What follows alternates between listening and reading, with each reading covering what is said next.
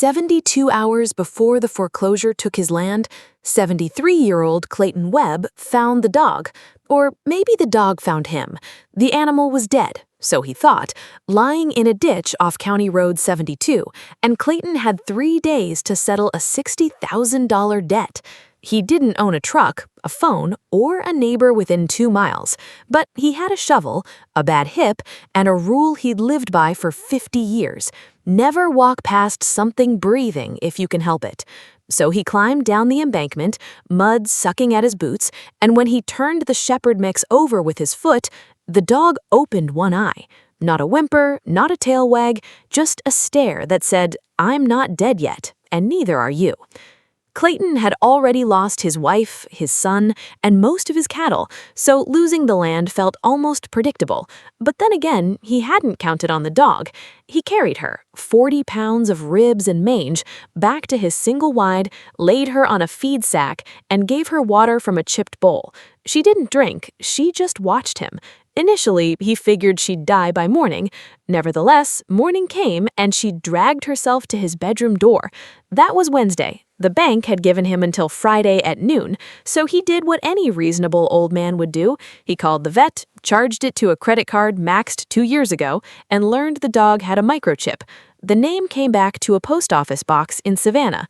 The phone number was disconnected, and the chip's registration showed a second name, someone who'd paid for the implant 14 years ago, a woman, deceased. That was the first invisible clue. The dog hadn't been lost, she'd been left. Clayton drove his rusted Ford F-150 to Savannah, the dog riding shotgun on a towel. The post office box led to an abandoned warehouse on River Street, but the harbor master remembered the dog's owner, a fisherman named Eli Cope, who'd vanished 9 months ago. "Good man," the harbor master said. But then again, good men don't usually leave their boat tied up with a dead battery and a half-eaten sandwich. Clayton asked about the dog. Eli called her Tuesday. She never left his side. Then one day, she showed up at the dock alone. We figured she got loose. But here's what the harbor master didn't say. Eli owed money, too. Not to a bank, to a man named Luther Hale, who ran a salvage operation out of Thunderbolt. Clayton didn't know that yet. All he knew was that Tuesday had a tumor on her spleen. The surgery cost $4,000, and his foreclosure notice was now 48 hours away. So he sold his late wife's wedding ring to a pawn shop on Broughton Street. He got $1,200. He was short $2,800. Nevertheless, he paid for the surgery anyway. "You're a fool," the vet said. "Probably," Clayton said, "but then again, so's the dog." Tuesday survived the surgery, and Clayton named her that because she'd arrived on Tuesday and he wasn't creative. But while she healed, he went back to the warehouse. This time, a lock had been cut off the side door. Inside, he found a cooler with a false bottom, a ledger with names and dates, and a photograph of Eli Cope standing next to Luther Hale, both younger, both smiling, both holding a gaff hook over a dead sea turtle. That was illegal. So was the ledger's content: GPS coordinates, timestamps, and dollar amounts for recovered cargo that wasn't cargo at all. It was stolen antique diving equipment, salvaged from wrecks Eli had been paid to leave alone. Luther had been blackmailing him for 6 years. Eli's disappearance wasn't an accident. And the dog? She'd seen something. That's why she ran. Clayton called the sheriff in Taliaferro County, but the sheriff said that's Chatham County's problem. Clayton had 24 hours left on his land, so he did the only thing a man with nothing to lose could do. He drove back to Thunderbolt, parked outside Luther's salvage yard, and waited, with Tuesday asleep on the passenger seat. Luther Hale was 73 years old, just like Clayton. That's where the similarities ended. Luther had a concrete office, a security camera, and a .38 special in his desk drawer. Clayton had a dog, a ledger, and a foreclosure notice. Nevertheless, he walked inside. "I know about Eli," Clayton said. Luther didn't flinch.